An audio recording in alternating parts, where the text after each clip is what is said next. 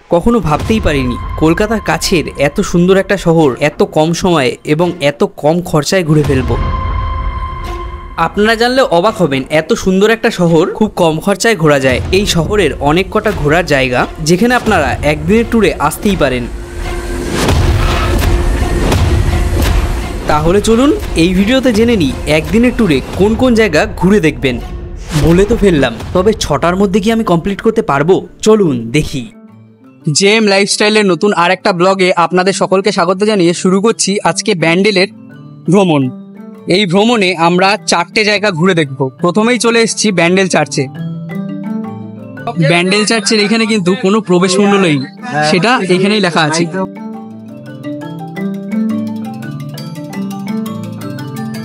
ব্যান্ডেল চার্চে আমি এখন প্রবেশ করছি, সাথে আছে আমার ভাই রূপঙ্কর। রূপঙ্করের বাড়ি এই আদিসপ্ত গ্রামে, তাই ওখান থেকেই আমাকে নিয়ে আসলো ও।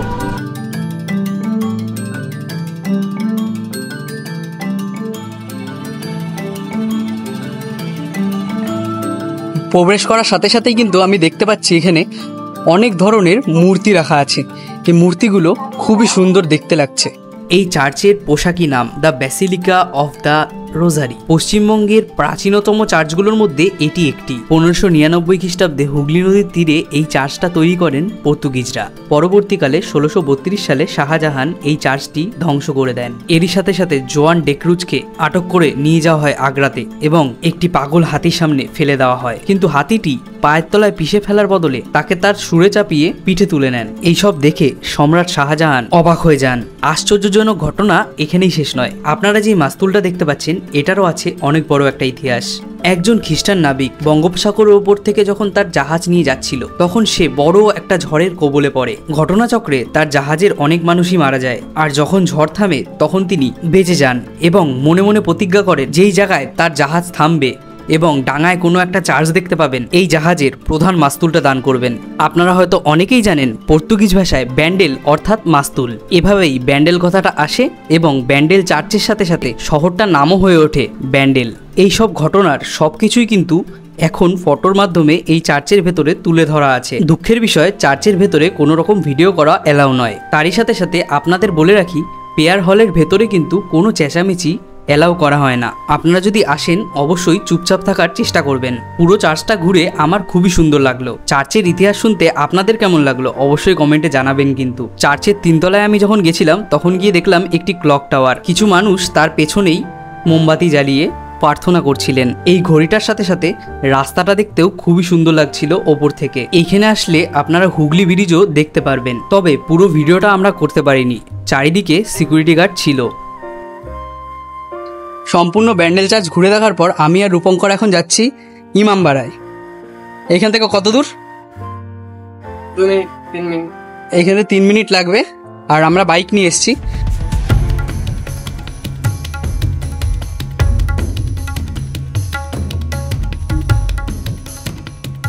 হুগলির অন্যতম পর্যটন কেন্দ্রের মধ্যে একটি হলো ইমামবাড়া এবং শিয়াপন্থী মুসলিমদের অন্যতম তীর্থস্থান হলো হুগলি নদীর তীরে গড়ে ওঠা এই ইমামবাড়া।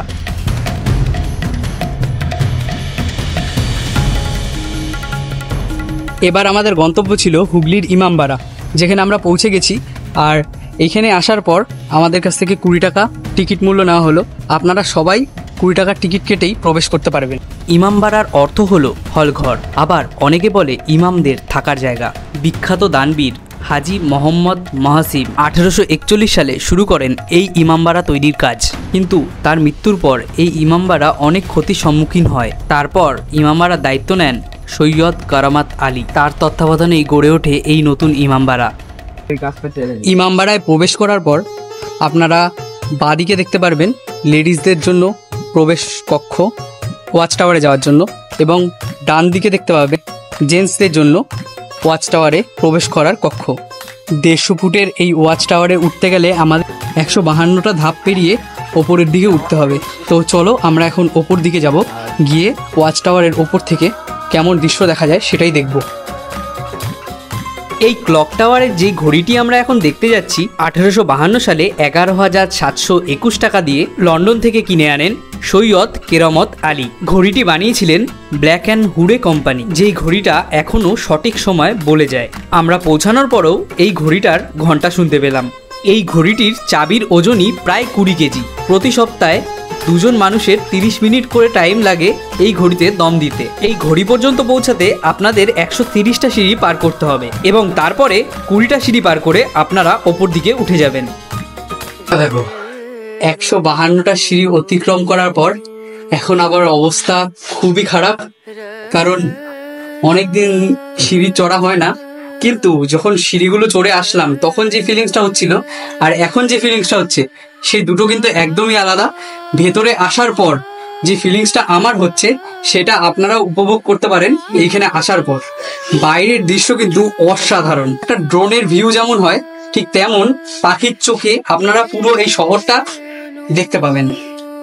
ইমামবাড়াতে ঘুরতে আসলে এই দৃশ্যটা কোনো সময় মিস করবেন না। সুন্দর দৃশ্যের সাথে সাথে খুব সুন্দর হাওয়াও দিচ্ছিল। বেশ সুন্দর হাওয়া খেয়ে কিছুক্ষণ এখানেই অপেক্ষা করলাম আর তারপরেই নিচে নামতে শুরু করলাম, কারণ ইমামবাড়ায় এই একটা ঘড়ি না আর একটা ঘড়িও আছে অবাক করার মতন। অনেকের মুখেই শুনেছি সেই ঘড়িটি নাকি সূর্যের আলোর মাধ্যমে টাইম দেখা যায়। তবে আমরা কি দেখতে পারবো? চলুন দেখি। বড় ওয়াচ টাওয়ার দেখার পর আমি এখন যাচ্ছি এইখানকার সূর্য ঘড়ি দেখতে। এই ঘড়ির মাধ্যমে সূর্যের দ্বারা টাইম নির্ণয় করা হয়। তো চলো দেখা যাক কেমন দেখতে লাগে ওটা। একা একা হেঁটে যাচ্ছি, বেশ তাও ভালো লাগছে। দেখি রূপঙ্করকে ফোন করে, কোথায় গেল? কোথায়? এদিকে আয়।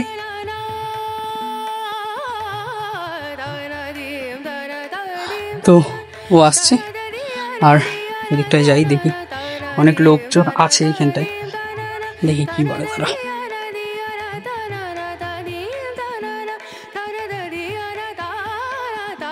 এটা হচ্ছে ইমামবাড়ার পেছন দিকটা আর এইখানেই আছে সূর্য ঘড়ি, কিন্তু এখন সূর্য ডুবে গেছে তাই জন্য দেখা যাবে না। এই ঘড়ির ডায়ালটা নাকি আগে পিতলের ছিল, এখন সেটা চুরি হয়ে গেছে।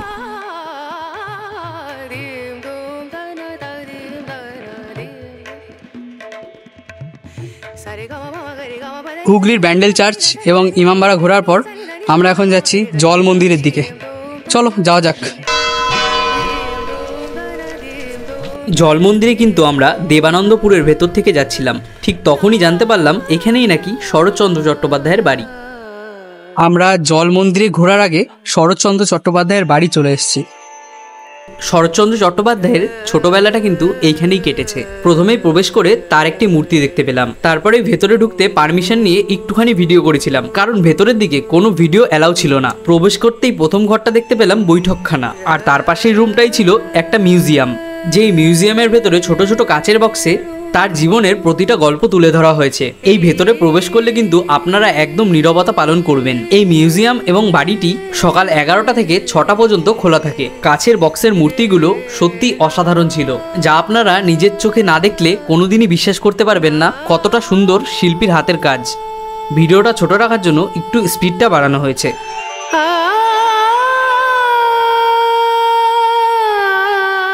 আর তার পাশেই ছিল একটি কাচের বক্সের মধ্যে তার লেখা অনেক বই। বইগুলোর মধ্যে তার হাতের লেখাও রাখা ছিল।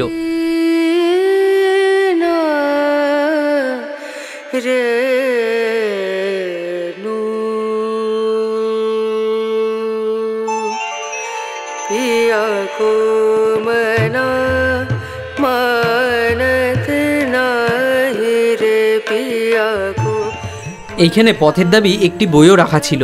সবকিছু দেখার পর ওইখানটা একটু দাঁড়িয়ে নীরবতা পালন করে আমরা বেরিয়ে চলে গেছিলাম জল মন্দিরের দিকে। শরৎচন্দ্র চট্টোপাধ্যায়ের বাড়ি থেকে জল মন্দিরের দূরত্ব ছিল 15 মিনিটের। মন্দিরে প্রবেশ করার আগেই আপনাদের জানিয়ে দিই এই মন্দির খোলা এবং বন্ধের টাইম প্রতিদিন সকালবেলা 10টা থেকে 12টা এবং বিকাল 4টে থেকে 6টা পর্যন্ত খোলা থাকে।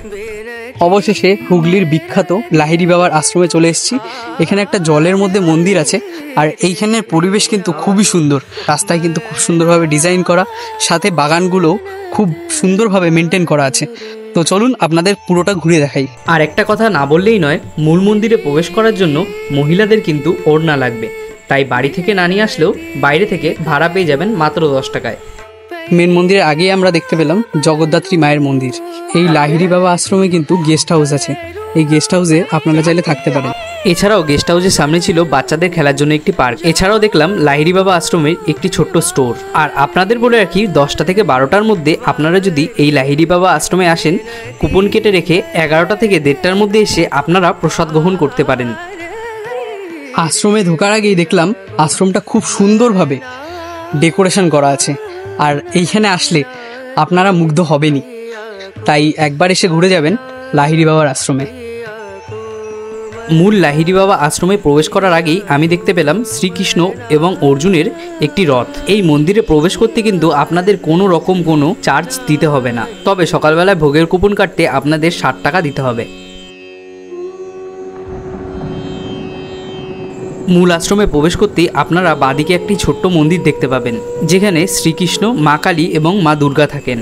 এবং একই রকম নির্মাণ শৈলীতে তৈরি ডান দিকে আরেকটা মন্দির দেখতে পাবেন, যেখানে রাম, লক্ষ্মণ, সীতা বিরাজমান।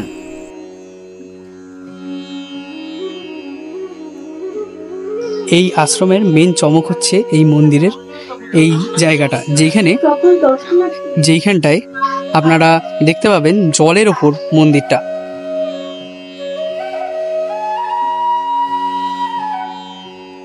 মূল আশ্রমের ভেতরে আপনাদের জল পেরিয়েই যেতে হবে, তবে মন্দিরের ভেতরে কোনো রকম ভিডিও করা অ্যালাউ নেই। মূল মন্দির থেকে বেরানোর সময় ডান দিকে আপনারা দেখতে পাবেন একটি অপরূপ সুন্দর শিব মন্দির। এছাড়াও এখানে ছিল অনেকগুলো ফোয়ারা। সম্পূর্ণ জায়গাটা ঘুরে সত্যিই মুগ্ধ হলাম। হুগলির এই 4টে দর্শনীয় স্থান ছাড়াও আছে হুগলির বাঁশবেড়িয়ার হংসেশ্বরী মন্দির, যেখানে আমরা আগেই গেছিলাম। যদি সেই ভিডিওটা আপনারা দেখতে চান, অবশ্যই আই বাটনে ক্লিক করে দেখতে পারেন। এই 4টে জায়গার মধ্যে আপনারা কোন কোন জায়গা ঘুরে দেখেছেন অবশ্যই কমেন্টে জানাবেন। সম্পূর্ণ এই 4টে জায়গা ঘুরতে আমাদের খরচা হয়েছিল 100 টাকা। আপনারা যদি টোটো রিজার্ভ করে নেন আপনাদের লাগবে 250 টাকা। ব্যান্ডেল স্টেশন থেকে টোটো, অটো দুটোই পাওয়া যায়। যারা সম্পূর্ণ ভিডিওটি দেখলেন তাদের অসংখ্য ধন্যবাদ জানিয়ে শেষ করছি আজকের ভিডিও। এই ভিডিওটা যদি আপনাদের ভালো লেগে থাকে অবশ্যই কমেন্টে জানাবেন কেমন লাগলো এই ভিডিওটা।